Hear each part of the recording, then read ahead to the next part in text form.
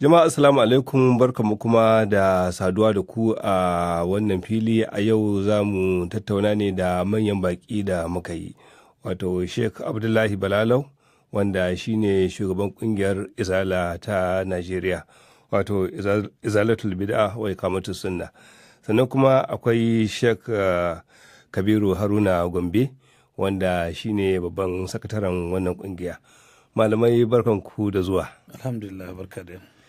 To abinda zan fara da tambayar ku shine kamar menene dalilin ku na zuwa Burtaniya? To alhamdulillah wa sallallahu wa sallama ala nabiyina Muhammad wa ala alihi wa ashabihi wa man walahum bi ihsani ila yawmiddin. Bayan haka assalamu alaikum wa rahmatullahi wa barakatuh. Alaikum assalam wa rahmatullahi. Shigowar mu Burtaniya ziyara ce ta musamman a matsayin mu na musulmai kuma masu fahimta irin na bin sunna annabi Muhammad sallallahu alaihi wasallam, wadda muke da kungiya kamar yadda ka ambata, jama'atu izalatul bid'a wa iqamatus sunna, wadda duk inda ahlus sunna yake dan uwa ne kuma abokin aiki, ko a Najeriya yake ko a wajen Najeriya muna da alaka. Allah subhanahu wa ta'ala ya tabbatar da irin wannan alaka na yan uwantaka na musulunci. Saboda haka akwai kungiya da muke da ita a nan Turai wadda ake kiransu wato sautu sunna. Su ma masu manufa ne irin namu, suna da tarurruka, suna da ainihin wato zamarmaki daban-daban wadda suke yi don haɗa kai na 'yan uwa musulmai masu fahimta na bin littafin Allah alkur'ani da sunan annabi Muhammad sallallahu alaihi wasallam.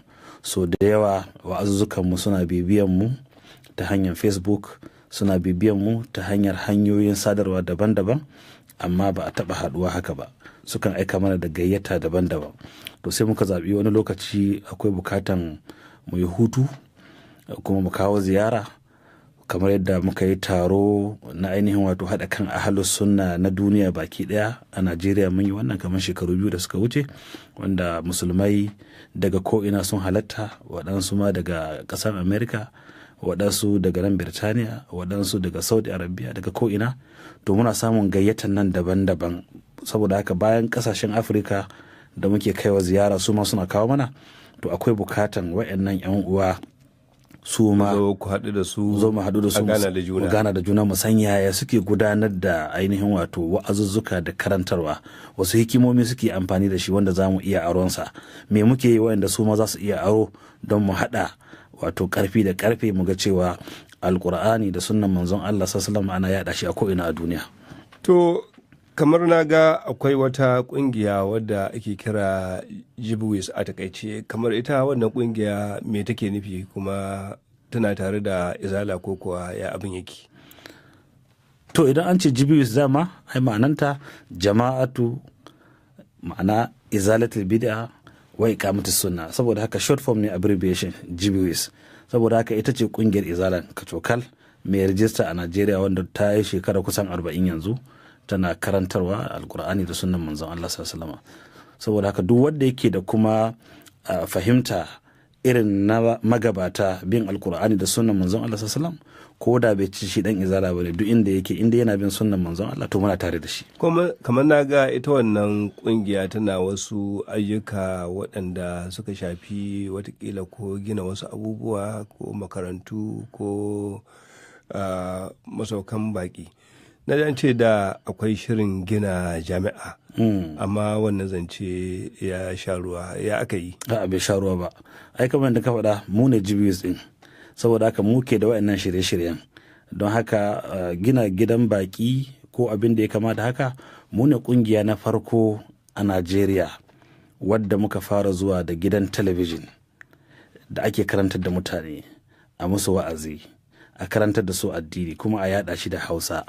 Mun fara zuwa da Sunna TV, wanda ko'ina ya shiga ko'ina. Sannan daga baya Sunna TV dama mun haɗu ne tsakaninmu da waɗansu 'yan uwa da suke ƙasar Nijar da kuma ya sunan ƙasan Benin Republic. Saboda haka muka zamanto ta wannan hanya muke amfani da yaɗa karantarwa. To daga baya sai mu ga ya kamata mu a matsayinmu na ƙungiyar Izala a Najeriya bai kamata a ce ba mu da gidan talabijin namu mallakan mu ba, sai muka sanya wa wannan gidan talabijin mai suna Manara din nan tamu ce, mallakar kungiyar Izala 100%. Akwai ma rediyo Manara, duk muna da shi don yada ainihin wato manufa da karantarwa na Alkur'ani da sunnan manzon Allah. To ina kwana akan ita jami'a din. To ta wannan hanya yasa muka zamanto muna da studio a Abuja. Duk bakon da zai shigo Abuja ba zai yi ya shigo ba sai mun nemi mishi masauki. Wannan masaukin yasa ya zama larura a kanmu da sauran 'yan uwa baki da suke zuwa mu gina masaukin baki domin sauke bakinmu. Amma wannan tsarin jami'a na nan, saboda ai ba makawa muna da makarantu masu yawa, makarantun da yara ke shiga na ainihin wato primary har zuwa secondary school in sun gama akwai bukatan su samu jami'o'i, domin akalla jami'a ɗaya a Najeriya za ka samu yara sama da 50,000 sun yi application, sun yi apply, suna neman shiga, amma bai wuce a ɗauki 10,000 ba ko ƙasa da haka ko fiye da haka. Saboda haka bukatan neman jami'a ya zama to wajibi. To me ya mun sanya kwamiti zuwa yanzu abin da ke faruwa, mun soma ginawa a Kaduna, amma abin da muke da shi bai wuce kamar wato hekta 7 ba na fili ko mun gina shi mun dukkan tsari. Amma Najeriya da ka'ida, in za a gina jami'a akwai ka'idodi na NUC, shine akalla ku samu wata hukumar kula da jami'o'i ta Najeriya. Kwarai da gaske, akalla ku samu hekta 100, wannan shine zai baku dama a baku rajista na ainihin wato samun jami'a. To yanzu akwai profesoci da kuma doktoci da muka sanya kwamiti suna bin wa'annan ka'idodi da ake nema a cika su, kuma sannan muna neman wannan filaye don mu tabbatar da mun yi applying a wasu wurare da dama, kuma in Allah ya yarda akwai alamar cewa za mu samu. In muka samu, sannan wa'annan kwamiti suka haɗa hancin duk abin da ya kamata a haɗa don ci gaba da ainihin wato neman jami'a, za su kawo mana rahoto, daga nan kuma mu ɗau mataki, kuma mu gina akan abin da muke da shi yanzu. Muna ƙoƙari mu ga cewa an so karatun jami'an, ko da za mu haɗa kai ne da waɗansu jami'o'i a Najeriya da wajen Najeriya. To suna cewa kai maganar masauki, wasu na mamaki suna cewa maimakon ku gina wani abu wanda zai amfani jama'a, kun je kun gina otel, kuma ka san abin da Bahaushe yake ɗauka an ce otel. A to yanzu idan mu ƙungiya ce ta addini ko, ai muna da bukatan da muke da shi. Ta yiwu idan ka ce maimakon mu gina makaranta ko wani abu, ya zamanto wannan shine tunaninka da bukatan da kake da shi. Amma mu a matsayinmu na ƙungiyar addini muna da wasu bukatun da ya sha mana gaba, wanda ya kamata a ce mun yi shi kafin mu kai ga wannan. In kana maganar jami'a, to a dama kafin ma a gina wannan gidan muna da jami'an da muke ƙoƙarin tabbatar da cewa mun ainihin samar da shi, kamar da na yi bayani yanzu. Saboda haka akwai wannan tunani, akwai makarantunmu, akwai makarantun da suke matsayin bada certificate kamar na NCE. Abin da mutane ke zato, idan an ce otal kowa zai iya zuwa ya sauka kenan, kuma kowa zai iya zuwa da abin da ya zo da shi, kuma gashi kungiya ce ta addini. To a matsayinmu na musulmai, kungiyar addini masu kokarin kauda bid'a, mu tabbatar da sunnan manzon Allah, zai yi yanzu mu gina wani masaukin baki sannan mu bari a saba wa Allah a ciki? Ai ba zai yi ba, hankali ma ba zai kama ba. Sannan kuma zai yiwu a matsayinmu mu zauna. To yanzu wuri ne inda kowa zai iya zuwa, ko duk wanda ke bukata ya zuwa sauka. Mun yi shi ne saboda kanmu da dukkan malumanmu, maimakon su rika tafiya hotel inda ba ma iya samun tsaro, kuma za a iya ta'asa da sabawa Allah a wurin. A matsayin malamanmu na addini da sauran al'ummanmu, ya kamata mu da keɓaɓɓen wuri da mun tsara shi bisa tsarin addini ba tare da ya sabawa addini ba. Sannan al'ummar musulmi na bukatan irin wannan, ko da ma ka shigo gari yanzu kana bukatan ka samu wuri mai tsafta irin wannan. Ai da yawa muna zuwa ƙasar Saudi Arabia, ana zuwa aikin hajji, ana zuwa umra, ana zuwa wasu wurare da dama. Ko nan wurin in ka zo wani lokaci kan nemi ina wurin halal, don ka samu abin da za ka yi ya zamanto ya tafi daidai da addinin ka ba tare da ya saba maka ba. To idan ma mun ɗauke shi a matsayin masaukin baki da za a zo a biya a bisa tsarin halal na musulunci, mai laifinsa? Sheikh Kabir, ba mu zo kanka ba har yanzu, akwai wani abu da za ka kara akan wannan? To auzu billahi minash shaitanir rajim, bismillahir rahmanir rahim, wa sallallahu ala nabiyil karim. Assalamu alaikum wa rahmatullahi wa barakatuh. Babu shakka ni ma na ga irin wayannan maganganu a kafara ta yanar gizo da dama suka yada, wasu na cewa maimakon a gina masaukin baki ya kamata a ce an gina asibiti, wasu su ce maimakon a gina masaukin baki ya kamata a ce an gina jami'a. ko wata makaranta ko na mai kama da wannan. Yawanci masu wannan zarge-zargen na fahimci ba su tsaya sun kalli kungiyar a matsayin kungiya ta addini da take da abubuwa da ta sa gaba. Yanzu kafa kungiyar Izala ya kai kusan shekara 40 da kafa ta.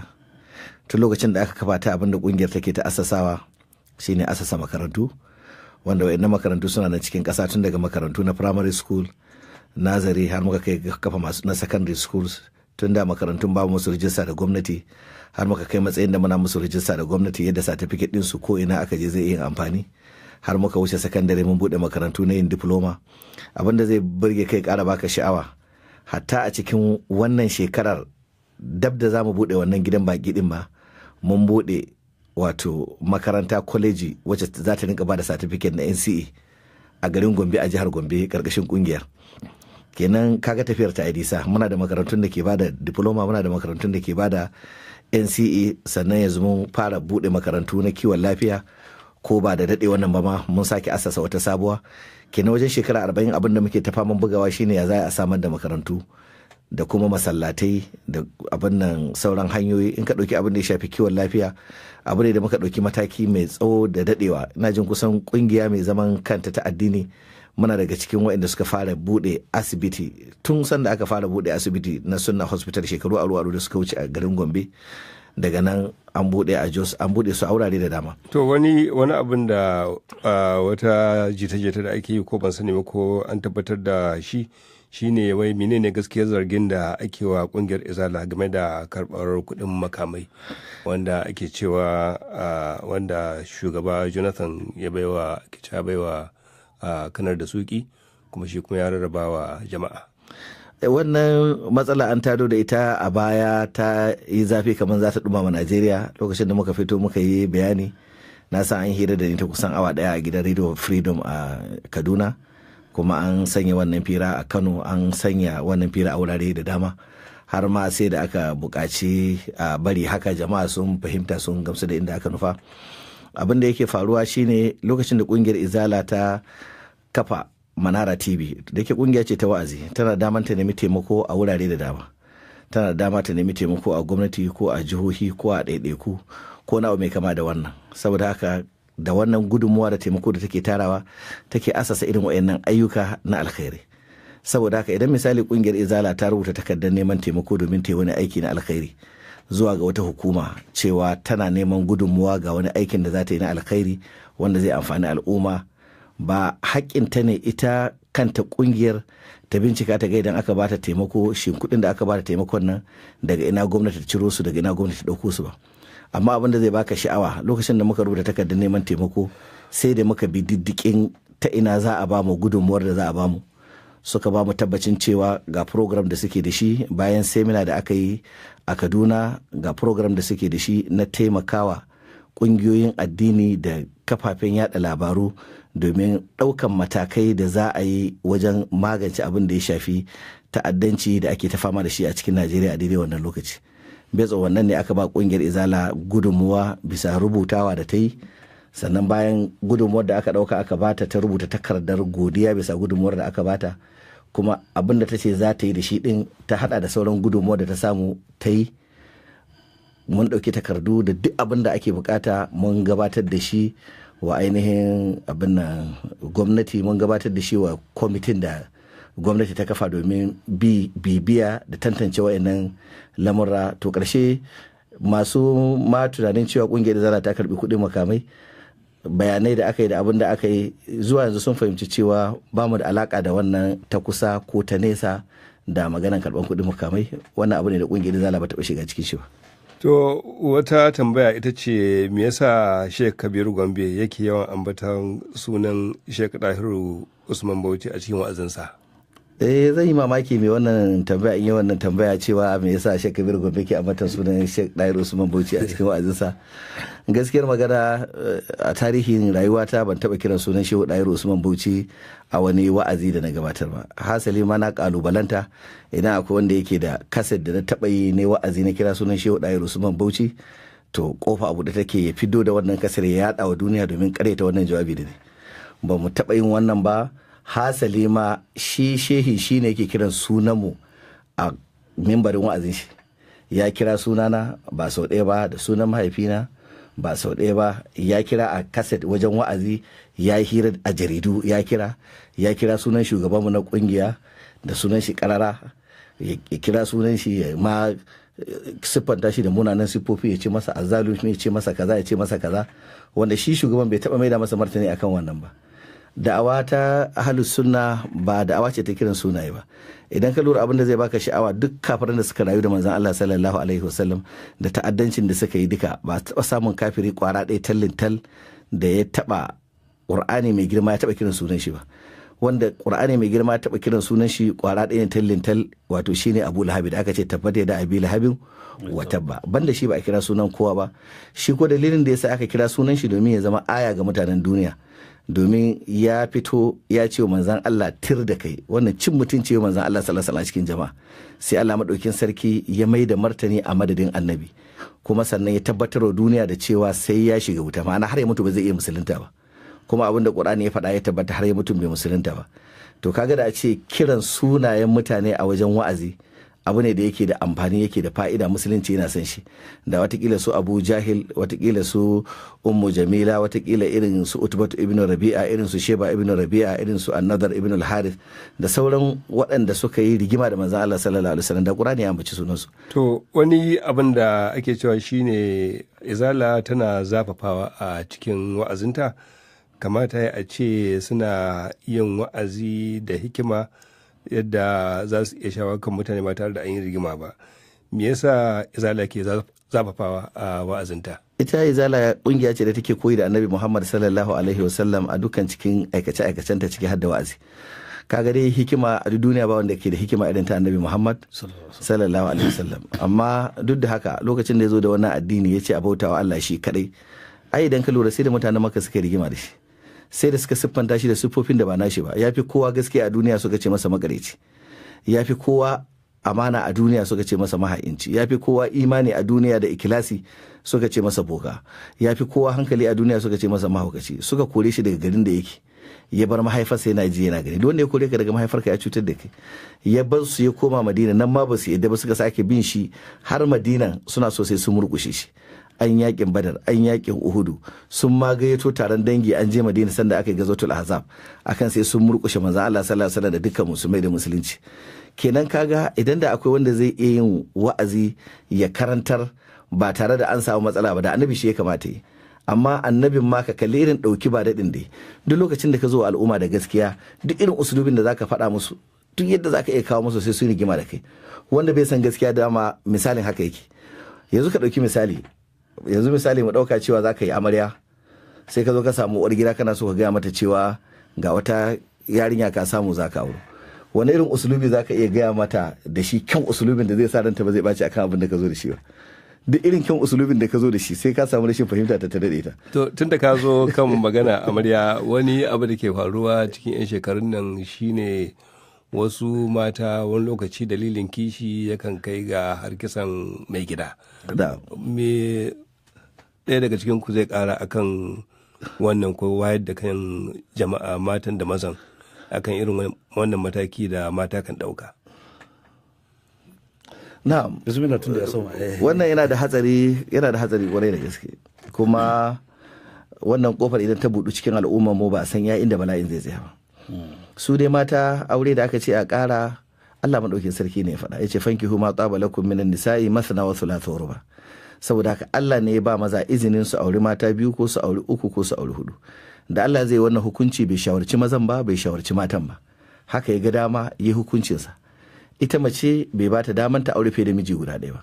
Saboda me? Saboda ita ke ɗaukan ciki. In ta aure mazaje guda biyu, in an mata ciki ba za a iya gane wane ne wanda ya mata ciki ba, ɗan nawaye ne ba za a iya ganewa ba. Sannan mai gidan nan, kamar yadda aka bashi dama ya ƙaro wannan aure, akwai maslaha ga matan kamar yadda yake da maslaha gare shi. Idan ka kalli duniya a halin yanzu, babu ƙasar da mata ba su fi maza yawa ba. Ƙasar da ake ganin mata ba su fi maza yawa ba ita ce kawai ƙasar Indiya a duniya a halin yanzu. Amma duk ƙasashen duniya babu inda ba mata ne suka fi maza yawa ba. Ita ma ƙasar Indiya ana ganin hakan ya biyo bayan al'ada da ake da ita mara kyau ta barin cikin 'ya'ya mata tun kamin a haife su, wanda maluma na addinin musulunci irin su Zakir Naik Suwai suna ta da'awa akan illar irin wannan ɗabi'a da ake da ita. saboda haka matan sun fi mazan yawa, kuma haka za a yi ta har zuwa ran tashin alkiyama. Manzo Allah sallallahu alaihi wasallam hadisi ya ce kamin kiyama ta tsaya sai an kai matsayin da mace guda 50 zai zama ta dogara ne da namiji kwara daya. Mace guda 50 zai zama da namiji kwara daya ta dogara. Kenan wato yawan su kaman zai linka su 40 kenan yawan su zai ninka mata wajen maza kenan wajen su 50 kamin kiyama ta tsaya. Sannan idan ka lura da yawanci mace-mace da ake maza ne ke mutuwa suna barin mata. Rigingimu da ake a kasashen mu na addini da na kabilanci maza yake kashewa ya bar mata. In ka ji an yi accident na mota ko na jirgin sama ko na mai kama da haka, mafi yawan wanda zaka samu a ciki sun mutu maza ne. Wasu matan suna nuna cewa ba kishiya suka ki ba, amma yawace da mazan ke yi da sakonni da ake aiko masu ta text da sauran abubuwa da suke yi wanda baya cikin shari'a, watakila wasu hujja suke nan. Me zaka ce? Abin da zai fi baka mamaki shine yanzu da zaka auro mace, ita matar da ka auro ka yi rinka yin waya da ita da sakonnin duka kuna yin sakonnin har aka daura auren. In ita ce tana son ka kana son ta ba za ta ce an yi laifi ba.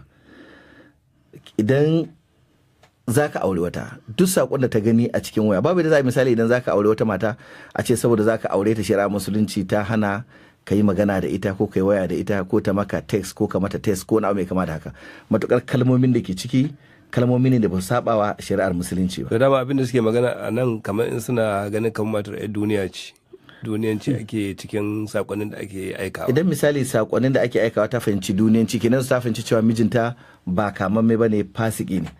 Idan ta fahimci mijinta ba kamamme bane, fasiki ne, ba cewa aka yi ta kashe shi ba.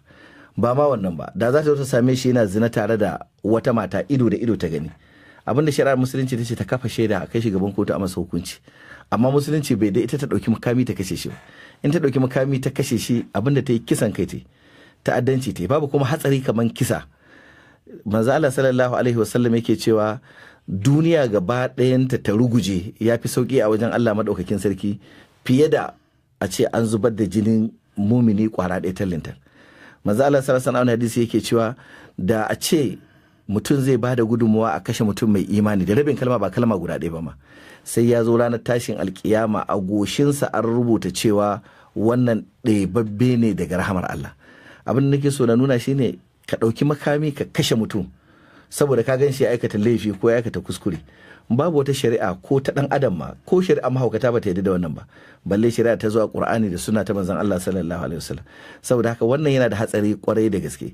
Idan aka buɗe wannan kofar ba a san iya ɓannar da za ta faru ba. Dan daga mata sun gane cewa wannan mijinta ko yana hira da wata ko ta yi text ko wani yawo mata text, za ta ɗauki makami ta kashe shi, to za a kai matsayin da matan za su gagara aurewa. In aka kai matsayin da matan su gagara aurewa, ƙarshe kuma bala'in zai sake komawa akan matan ne, domin su ne masu rauni, su ne waɗanda suke da buƙatan wa zai rike su, su ne suke buƙatan wanda za su dogara da shi. To Sheikh Abdullahi, ɗazun mun fara wata magana ta yadda ake wa'azi. Wasu na ganin cewa su malamai sukan zafafa wajen wa'azi, amma kuma in sun haɗu sai su ta raha da sauransu, su je Saudiya suna sallah wuri tare, suna harka tare, amma kuma nan sun hada suna gwara kan magoya bayan su, suna faɗa tsakanin su da sauransu. Kamar me zaka ce akan wannan? To kafin wannan ƙarin haske akan ko ƙarin bayani na rabin minti kan abin da shi Malam Muhammad Kabir Gombe magana akan mata da irin abin da ya faru yanzu, dole ne hukumomi su sa ido irin abin da ya faru ya zamanto an yi ɗauki mataki na yin hukunci. Duk matar da ta yi irin wannan ta'asa ta yi barna, idan ba a ɗauko ta an hukunta ta a gaban shari'a, kowa ya san irin hukuncin da aka yi ba, to zai zamanto an buɗe ƙofa na barna kuma a ci gaba da yi. Ko cikin wayannan 'yan kwanaki labari ya sake zuwa mana, ba mu san ingancin shi ba, cewa wata mata sake mai kama da haka a ko jihar Zamfara ko wani abu mai kama da haka na karanta.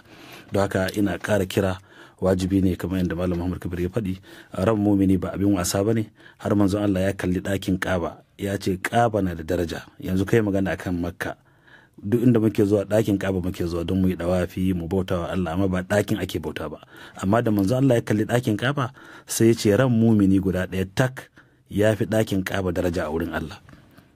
Saboda haka sai kenan wajibi na da wannan mataki. Sannan tambayar ka, malamai sukan je aikin haji kuma su haɗu su zauna kuma su yi raha da juna, sannan idan an dawo kuma kowa kuma sai koma yadda yake. Babu shakka haka ya faru, kuma ai mu ƙara godewa Allah subhanahu wata'ala da ma aka samu daman zuwa a haɗun a tattaunan, don hakan na iya samar da daman a fahimci juna gwargwadon hali.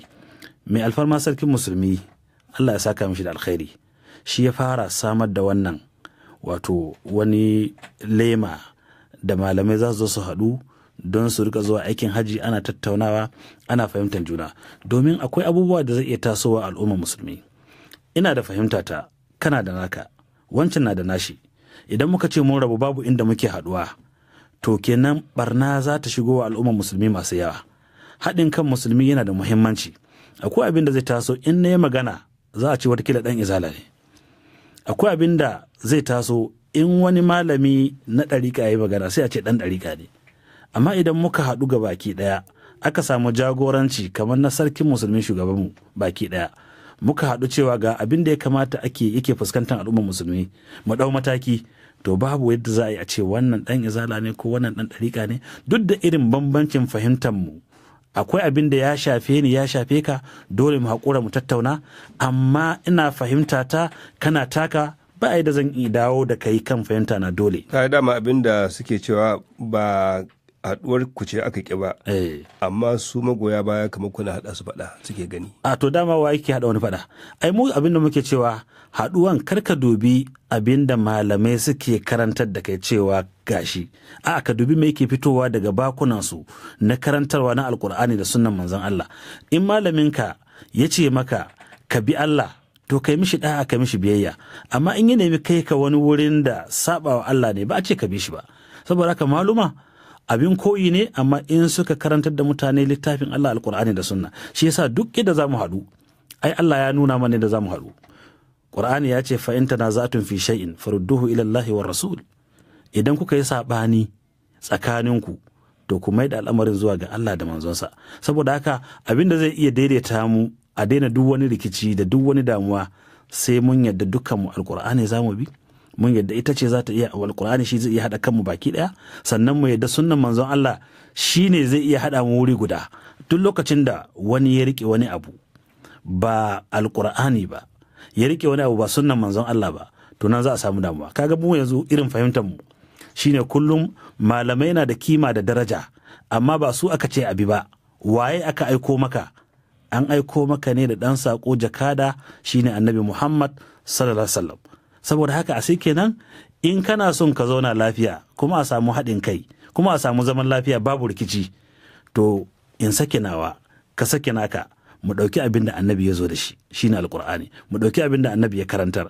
Da manzon Allah zai bar duniya shi ma sai ce na bar muku abubuwa guda biyu, in ku riƙe ba za ku ɓata ba har abada, littafin Allah da sunnan manzon Allah. Saboda haka ba za a gushe ba, dama na samun rikici da rashin fahimta da komai. Da kuma yadda kace ko da yaushe shi wannan rikici da rashin fahimta tun da can ma akwai shi, kuma za a ci gaba da samun shi. Ya za a yi a ga an haɗa kai kamar yadda masu wasu addinai sukan haɗa kai tsakanin su, duk da bambance-bambance, suna da ƙungiya guda, suna tafiya tare da sauransu, amma kuma tsakanin musulmi sai a ta samun rarrabuwar kawuna. Dole mu yi haƙuri. Ai Qur'ani ma ya gaya mana muhimmancin wannan haɗuwa. Ya ce wallazina kafaru ba'dhum awliya'u ba'd illa taf'aluhu takun fitnatun fil ardi wa fasadun kabir. Kafirai shashin su masoya ne ga shashi, suna haɗa kansu, suna ƙaunan juna. In ba ku yi irin haka ba, ba ku yi irin abin da suke yi ba, kenan wuri ɗaya Allah ya ce mu kalli abin da suke yi wurin haɗin kai. In ba ku yi haka ba, za a samu barna da fitina bayan ƙasa. To me yasa ba yin haka misali? Me yasa ba yin haka? Shine abin da nake ce hanyar mai sauki ne. Yanzu misali, na ce ni Qur'ani zan bi sunnan manzon Allah, shine dama abin da manzon Allah ya bari. Yanzu mai bin ɗariƙa da sauran ɗariƙoƙi na sufaye, duk yadda kai da shi cewa ɗariƙun sufayen nan akwai malumarsu, akwai waliyansu, akwai kaza, ai Allah bai aiko mana wani waliyi ba. Ai rigingimu da muke samu yanzu a ce ɗan izala na sukan maganar tijjaniya ko abin da ya kama da haka. In mun magana akan tijjaniya sai a ce a don me za ka yi magana akan tijjaniya? Ai min husnul islamil mar'i tarkuhu ma la ya'nihi. Yana da kyawun addinin musulunci abin da bai shafe ka ba, kar ka shiga kai magana. Kenan harkan tijjaniya bai shafe ni ba, to ba haka bane. In dai musulunci ne ya shafe ni ya shafe ka, dole in san ina aka samo shi. To idan za a daina rikici, shine na farko tukunna mai harkan tijjaniya da mai harkan sauran ɗariƙoƙi daban-daban. Kaga abin da yake yi ni ina ganin ya saba wa karantarwa, domin ba Allah bai aiko mana Shehu Tijjani ba, wa aka aiko mana? An aiko mana ne Annabi Muhammad sallallahu alaihi wasallam. To ni na yarda da Annabi Muhammad, shi ma ya yarda da shi. Don kada mu yi rikici, ya ajiye tijaniyarsa. Ni in akwai abin da nake rike da shi, dama ba rike komai ba, manzon Allah na rike. Mu dawo mu haɗu, mai Allah ya ce, mai manzon Allah ya ce. To sai wasu suna ganin kaman izala ita ma ɗariƙa ce. To ta yaya ta zama ɗariƙa? Haka kamata idan za su aje ɗariƙa to a aje izala. To na aje izala, na yadda mu kama manzon Allah, su aje ɗariƙa. Ai ban ɗauki izala a matsayin addini ne ba, ƙungiya ce kawai na addini da wanda ta hanyar ta zan haɗa kan al'umma musulmi in kira zuwa ga musulunci. Babu yadda za ka yi ka ce me addini na in ce izala, me addini na musulunci. Amma izala ƙungiya ce cikin ainihin wato ƙungiyoyin addinin musulunci mai ƙoƙarin tabbatar da alƙur'ani za a bi da sunnan manzon Allah. Shi ma ɗan ɗariƙa ya ajiye tijaniyan, mai ƙadiriya ya ajiye ƙadiriya, kowane sauran ainihin wato ɗariƙoƙi a ajiye su, mu komo alƙur'ani da sunna, to sai ga an samu zaman lafiya. Wannan shi ne. Amma duk ran da na ce alƙur'ani za a bi manzon Allah, kai kuma ka dage ka ce sai a bi wani wani shehi, to kaga dole mu samu rigima ne da kai. To wata tambaya ita ce, me yasa Sheikh Kabiru Gombe yake yawan wa'azi akan mata? To gashi nan.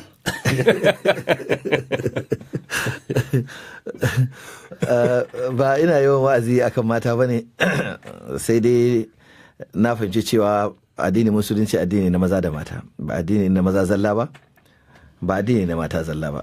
Alƙur'ani mai girma ya ce wal mu'minuna wal mu'minatu ba'dhuhum awliya'u ba'd ya'muruna bil ma'rufi wa yanhauna 'anil munkar wa yuqimuna salata wa yutuna zakata wa yuti'una Allah wa rasulahu.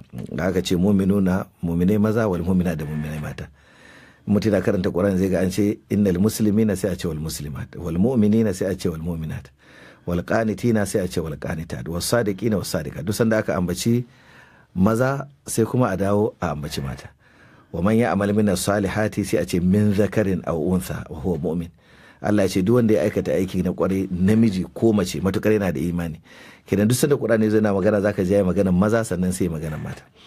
To sai na fahimci cewa mata yawanci an bar su a baya. Idan aka zo wajen wa'azi, in ka ji an yi wa'azi akan mata wani lokaci bai wuce kawai ya a ce wace ce an rataye ta a wuta, wace ce an rataye ta a wuta ba. Maimakon a tsaya a karantar da su addinin su, fahimci da za su bauta wa Allah madaukakin sarki. Wa'azantar da mace da ilmantar da ita kusan muhimmancinsa ya fi muhimmanci mafi da ilmantar da namiji. Domin mace ita makaranta ce, ita ce uwa, ita ce mai tarbiyyar yara. Kenan idan ba a karantar da ita an wayar da kanta ba, ta zama yar birni a musulunci, ta san musuluncin, to matsala za a samu. Yanzu kana karanta ayoyin alkur'ani mai girma, za ka ga ayoyi da yawa sun yi magana akan jinin haila. Ban tsammani akwai namijin da yake jinin haila, mu dai a garin mu babu. Za ka ga ayoyi da yawa sun yi magana akan hukunce-hukuncen jinin biki. Har yanzu ban taɓa ganin namijin da ya haihu ya yi jinin biki balle wani hukunce-hukunce sau kan shi ba. Akwai sura guda a Qur'ani mai girma da ta yi magana akan saki. Ban taɓa ganin namijin da aka sake shi ba balantana har ya idda har wani hukunce-hukunce sau kan shi. Ba za ka taɓa samun namijin da matarsa ta mutu ya ta kaba ba. Kenan mafi da dama daga cikin ilimin muka na addinin musuluncin ma, matan suka shafa zalla ba su shafi mazan ba. Saboda haka su suka fi bukatan ilimi, su suka fi bukatan karantarwa, su suka fi bukatan a faɗakar da su. Sannan da dama daga cikin mata, saboda suna zaune a cikin gidaddaji, wato za ka ga abubuwa da dama sun ɗauke hankalinsu. Karance-karance littattafan soyayya, kallon fina-finan soyayya, wanda za ka samu ko wani maguzanci ne ko wani shedanci da aka ɗauko ko ta al'ada da ba tamu ba ta wasu, ita ce aka ɗebo aka ci cusa a cikin wayannan. Alhali zaman gidan auren nan, kamar yadda aka turo manzon Allah sallallahu alaihi wasallam ya karanta da mu yadda ake sallah, ya karanta da mu yadda ake azumi, to haka nan Allah madaukin sarki ya sa annabin ya yi aure, ya kuma zauna da matan shi domin mu koyi yaya ake zama da mace, wace tarbiyya ya ba matan, wace irin hudda suke yi tsakani. Sannan annabin ya haihu domin a koya mana idan ka haifi yaro ya za a rene shi, ya za a bashi tarbiyyar da ya kamata a bashi. To wannan shi ya jawo hankali na daga cewa lalle bukata tana da tsanani kwarai da gaske cewa matan nan a ilmantar da su, a karantar da su. Sannan akwai abubuwan da su matan ba su fahimta ba. Yanzu kawai matsalar da muke magana ɗazu akan maganan idan za a ƙara aure. Yanzu idan za ka ƙara aure ka je ka samu uwar gida ka ce mata zan ƙara aure, abinda za ta ce kawai za ka ci mutunci na. In ka ce ki kwantar da hankalinki, wacce zan aure din nan yar uwata ce ta jini, ba da za a ci mutuncinka ki. ta ce oh wato zaka dauko yar uwarka ko hada kai ni ba dai a wulakanta ni. In ka ce a ke ba yar uwata bace, yar uwarki ce ke ta jini zan auro. Ta ce oh zaka auro yar uwata domin ka raba zumuntar da ke tsakaninmu. In ka ce ke saurara ki jini ban ma santa ba, ta ce oke a duk kunkuni za a dauko a kawo mana. In ka ce ake saurara ki abokiyar aiki na ne shekara mu 10 tare ba irin halinta da ban sani ba, ta ce alhamdulillah abun boye ya fito fili wa Allah ya tona muku asiri. In ka ce yarinya ce karama, ta ce kishi ya bata karama. In ka ce ke ta ma fara tsufa, ta ce za a dauko ta da kariya a kawo mu.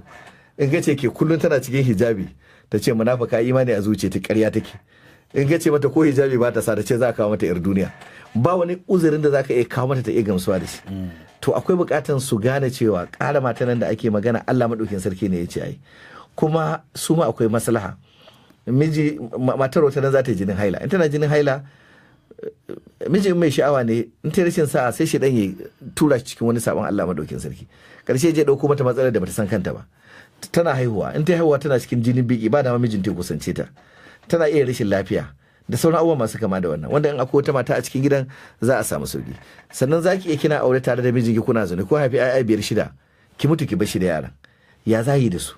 Sai a lokacin da kike tsammanin zai je ya auro wata ta zo rike miki ƴaƴanki guda 5 ko guda 6, alhali sanda kike tare da shi da ranki kin tattara kofa baki da wata ta zo ba, sai bayan ki mutu kuma ƴaƴanki da kika bari kuma kina so kada su tozarta kasu wulakanta, a samu wata kuma yanzu ta zo ta bauta. Wannan kaga akwai rashin tunani a ciki, wanda da kin bude kofa ya auro wata kin yi zaman arziki da ita kin kyautata mata, in kin mutu ba za a ga wulakanci a cikin gidanki ba. In mai tsoron Allah ce za ta rike ƴaƴanki daga cewa ta kyautata musu saboda jin daɗin zama da ta yi da mahaifiyarsu. To irin wannan falsafa ta rayuwa akwai bukatan a cusa ta a kwakwalen mata su gane su fahimta, wanda shine zai kawo a samu kwanciyar hankali da zamantakewa. Cikin wa'azinka kakan ba da labarai waɗanda kakan kawo misali na kamar mata wadda ta wani ɗan majalisa wadda ta yi wanka da jini tsirara da makamantansu. Ina kake samu waɗannan labarai? Duk da ka ji mun samu labarai mun samu shi ne daga hanyar da muke ingantacciya a wajenmu, hanyar da muka samu labarin ta inganta a wurinmu, kuma labarin za ka ga akwai darasi ko wani ilimi da ke ciki wanda zai amfani al'umma. Shi yasa za ka ko Qur'ani mai girma kake karantawa, Allah madaukakin sarki kan kawo mana labaruruka na wasu abubuwa da suka wuce na jama'an da suka gabata, domin manzo Allah sallallahu alaihi wasallam ya samu abun koyi a ciki, mu ma mu samu abun koyi a ciki. Wani lokaci ma Allah ya ka ba annabi labarin abin da a zamanin sa abin ya faru. Annabi yana Makka, yana fama da kafiran Makka, aka sauka masa da suratul Rum. Allah yana bashi labarin gulibatul Rum fi adana al-ardi wa hum min ba'di galabihim sayaglibuna fi bid'i sin. Saboda haka shi labari wanda a ciki akwai darasi da zai amfani al'umma, to yana da muhimmanci kwarai da gaske, matukar labarin tabbatacce ne. Allah ya ba manzo Allah sallallahu labarin kisar annabi Yusuf, ya ce nahnu naqussu alayka ahsanal qasas, mu muke baka labari mafi kyau, wanda duk labarin da aka samu a duniya babu kamar shi. In kana karanta Qur'ani mai girma za ka ga sura guda sunanta suratul qasas, sura ta kunshi labarai da Allah yake ba manzon Allah sallallahu alaihi wasallam. So irin wayannan labarai waɗanda akwai darasi a ciki, wanda kuma hanyar da labarin ya zo mana mu ta inganta a wajenmu, to muka kawo shi a matsayin misali domin jama'a su samu izina. Kimanin makonni 2 da suka wuce kun kai wa shugaban Najeriya Muhammadu Buhari ziyara a fadarsa. Ko me kai ku fadar gwamnati? Shugaban kasa? To alhamdulillah babu shakka ina cikin wayanda suka kai wa shi shugaban kasa ziyara, kuma babban makasudin abin da ya kai mu zuwa ga wurin shugaban kasa shine na farko, tun lokacin da ya dawo daga nan Birtaniya da ya zo ya jinya, da ya koma gida ba a samu ya sadu da malamai na addini waɗanda alhamdulillah sun yi ta fatan alkhairi da addu'o'i gare shi lokacin da yake nan yake jinya. To ya dawo, ya kamata a ce an sadu da shi, an yi mishi murnan dawowa, kuma an mishi addu'a, sannan a sake tunasar da shi irin nauyin da Allah subhanahu wata'ala ya aza mishi na jagoranci. Lokacin da muka je ba kawai maluma na addinin musulunci kawai ya gani ba, har ma malamai na addinin Kirista ya gana da su kafin a gana da maluma na addinin musulunci. To kamar kun shaida mashi irin halin da talakawa suke ciki? Babu shakka mun zauna da shi, mun shaida mishi. Na farko mun jawo hankalinsa cewa ya gode wa Allah subhanahu wata'ala. Allah ya yi mishi ni'imomi masu yawa a matsayin shi na shugaba. Lokacin da ya zo jinya, labarai iri-iri an yi ta yadawa, amma masoya da maluma da kungiyoyin addinai daban-daban sun yi ta'addoyin Allah ya dawo da shi, to kuma Allah ya karbi addu'arsu ya dawo da shi gida lafiya. To abin da zai taimake shi shine ya yi adalci, domin ina tunawa na karanta mishi wannan aya, inna Allah ya'muru bil adli wal ihsan wa ita'i dhil qurba wa yanha 'anil fahsha'i wal munkari wal baghi ya'izukum la'allakum tadhakkarun. Nace mishi yanzu nan muka saurari limamin juma'a da kai muka yi sallah, kuma sai da ya karanta mana wannan aya. Babu masallaci da zaka shiga daga cikin masallatai sai ka ji limamai ran juma'a suna karanta wannan. Ma'anansa adalci ake nanatawa a kunnen shugabanni domin su yi adalci, shi zai taimaka musu.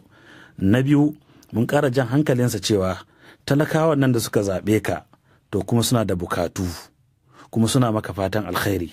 Ka tuna Allah subhanahu wata'ala ya sa hatta laifinka ko kurakurenka Allah bai bari talakawa su ringa gani ba. In mutum na son ya samu matsala to ya soke ka, da ya soke ka sai ya gamu da fushin talakawa. Wannan rufin asiri ne Allah ya maka. Saboda haka to kai kuma me za ka yi don ka sanya wa talakawan nan murna da farin ciki saboda abin da suka yi maka na wannan zaɓenka? Muna jan hankalinka kada ya zamanto labaran da ake kama iyaka kawai na wuraren jami'anka na tsaro, ya zama kunnenka ka buɗe shi har zuwa waje kana iya jin me talaka suke faɗi. A kawo sauƙi cikin lamura. In kai sauƙi, Allah zai ƙara sassauta maka, ya ƙara maka lafiya, ya ƙara wa gwamnatinka albarka. To shi kuma me yace da ku? Babu shakka ya ce wannan nasiha da wannan wa'azi da aka yi mana mun ji daɗi, kuma haka ake so ya zamanto malamai suna zuwa lokaci-lokaci suna mana wa'azi, domin amana ce Allah ya aza mana. Saboda haka ku zo ku tunasar da mu, in kun tunasar da mu haka zai taimaka mana, ya ƙara nuna mana cewa alhamdulillahi yana jin labaru da yawa, domin ya nuna tattalin arzikin Najeriya ma ya soma farfadowa saboda talakawa yanzu sun rungumi noma. Saboda kamar aikin hajji na bana, mafi yawan waɗanda suka je aikin hajjin bana mafi yawa manoma ne. Yace wannan labaru ya zo mishi, wannan ya faranta mishi rai, ya nuna cewa tattalin arziki ya soma farfadowa, kuma mutane sun koma gona suna yin noma. Sannan kuma in Allah ya yarda yana tabbatar mana duk matakan da zai iya ɗauka domin talaka da ya zaɓe shi ya ƙara sassauta mishi, ya ƙara jin daɗi a wurin samar da ainihin wato abubuwan more rayuwa. Ce in Allah yadda zai yi, sai dai abin da yake nema mu ci gaba da taya shi addu'a. Wannan ayyuka ba zai yiwu ba sai da addu'o'i, kuma sai da ainihin wato shawarwari irin na maluma na addini. To wasu suna ganin kamar wa'azin da kuke ya fi mai da hankali akan kafirta mutane, maimakon magana akan matsaloli kamar su cin hanci da rashawa, a fyaɗe da ake yawan yi da kuma satar mutane. Ina ganin ba su mana adalci ba masu faɗin wannan, domin ina tunawa sai da muka shirya wani wa'azi na ƙasa ga baki ɗaya wadda muka yi a Sokoto ga Malam Muhammad Kabir Gombe. Topic da muka bashi wadda zai tattauna a kai shi ne illan cin hanci da rashawa, yadda ke rugurguza al'umma. Muna cikin waɗanda muke ba da goyon baya ta kowane iri, kuma mun yi semina na musamman a Abuja don kira yaya za a yi a yaƙi da cin hanci da rashawa, yadda ke rugurguza tattalin arziki, ya rugurguza al'umma duk inda muka tsaya. Domin manzon Allah tsira da amincin Allah su tabbata a gare shi, sai da wani hadisi da manzon Allah ya bada labari, ya tura wani bawan Allah ya je ya karɓo zakka. Da ya je karɓo zakkan ya dawo, sai ya ce wa manzon Allah, wannan an bani in kawo muku, hadha lakum wa hadha uhdiya ilayya, wannan naku ne, wannan kuma an min hadaya, ni an bani kyauta. Annabi ya ce da muka ɗauke ka muka baka aiki, muka yanke maka albashi, sannan muka tura ka muka baka amana, ka je ka karɓo mana saƙo, sannan ka dawo ka ce wannan naku ne wannan nawa ne, me yasa baka zauna a ɗakin mahaifiyarka ba ko a gidanku har wannan kyautan ya zo ya same ka?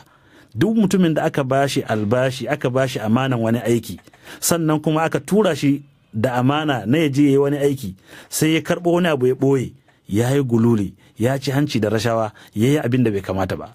Saboda haka duk inda muka tsaya muna gaya wa ainihin wato jami'an gwamnati, muna gaya wa sauran duk waɗanda suke da wani haƙƙi a kansu cewa su ji tsoron cin hanci da rashawa.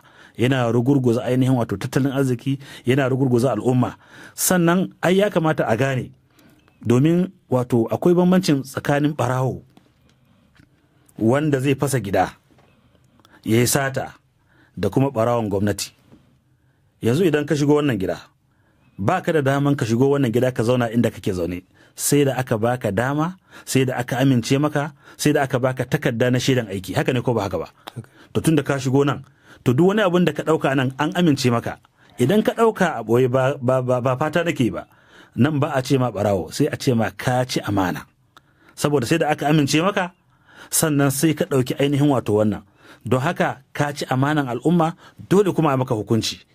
Saboda haka sai kenan kaga duk hanyoyin da za a bi don a ci amanan al'umma, a ci amanan ainihin wato gwamnati, ko a ci amanan gida kamar mai gida ya ba da amana zuwa ga uwar gida ta ci amana. To duk wani mai amana da aka aza mishi amana, in ya ci amana sai Allah ya tambaye shi dangane da wannan amana.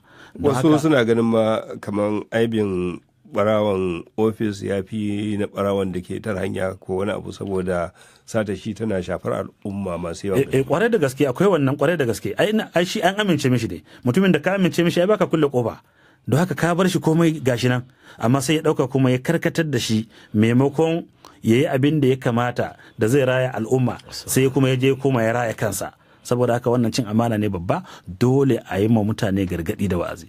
Sannan abin da ya shafi maganar kafirta mutane, ba ma kafirta.